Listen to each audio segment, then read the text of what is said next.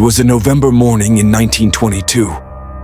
After years of searching in the eternal deserts of ancient Egypt, the efforts finally paid off.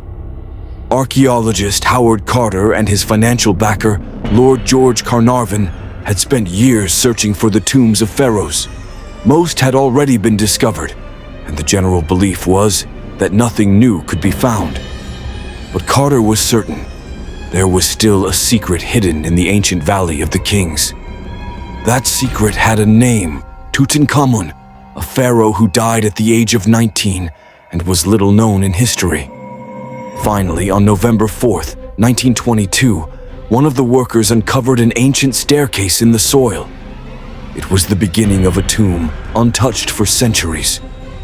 Days later, Carter opened the entrance door and uttered his famous words, "Yes, I see wonderful things." Inside the tomb were hundreds of ancient artifacts, golden statues, household items, a perfectly preserved body, and most importantly, the golden mask of Tutankhamun. This mask stared with a deep, penetrating gaze. It was as if the soul of the pharaoh lived within it. The entire world was fascinated by this incredible discovery. But the joy did not last long. Just a few months after the tomb was opened, strange events began to unfold. Lord Carnarvon suddenly fell ill. A simple mosquito bite on his face became infected and turned into blood poisoning. He died in March 1923. At the moment of his death, all electricity in Cairo suddenly went out. At the same time, his beloved dog in London began howling and died, as if sensing something. These events quickly spread through the media as the curse of the pharaoh. According to legend, there was an inscription at the entrance of the tomb. "Death shall come on swift wings to him who disturbs the king's rest."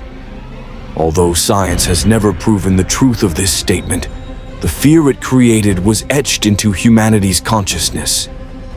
A series of mysterious deaths only deepened this fear.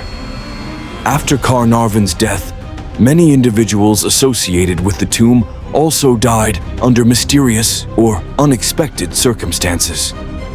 Arthur Mace, George J. Gould, Aubrey Herbert, Hugh Evelyn White, and others all found themselves on the so-called curse list. Some died from high fevers, others from sudden illness, and some under bizarre coincidences. Evelyn White wrote on a wall before committing suicide, "I have entered the tomb and can no longer bear it." According to some claims, nearly 25 people linked to the tomb died under strange circumstances over time. Even those who took artifacts to their homes faced family tragedies. Some homeowners spoke of strange noises, shadows appearing at night, and inexplicable occurrences.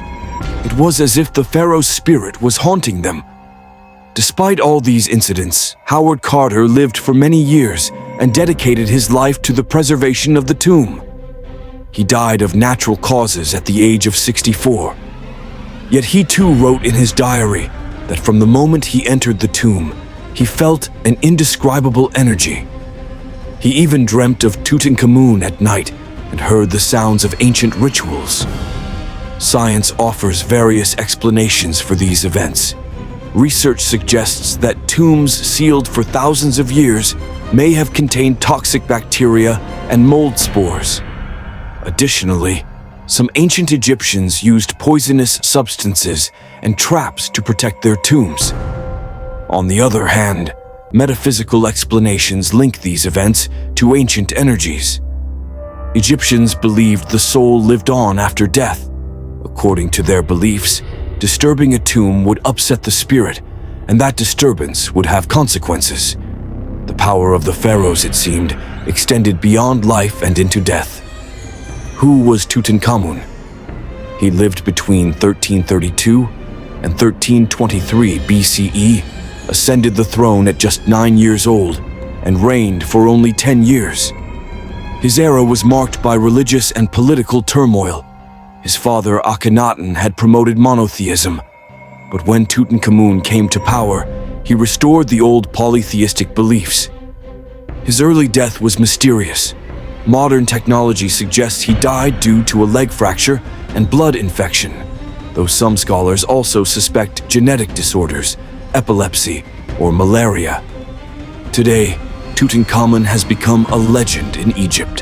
His golden mask is housed in the Egyptian Museum in Cairo, where thousands of tourists line up daily to see this magnificent artifact.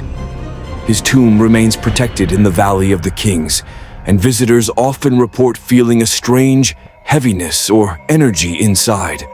Perhaps this is the sign of a long-dormant power. Maybe these events can be explained scientifically as mere coincidences. But maybe some secrets are guarded by forces beyond the reach of science. Tutankhamun's tomb is not just an archaeological discovery. It is a resurrected symbol of the past, of belief, and of fear. This curse may well be a warning from history. Trying to unveil every mystery can sometimes mean getting lost within it.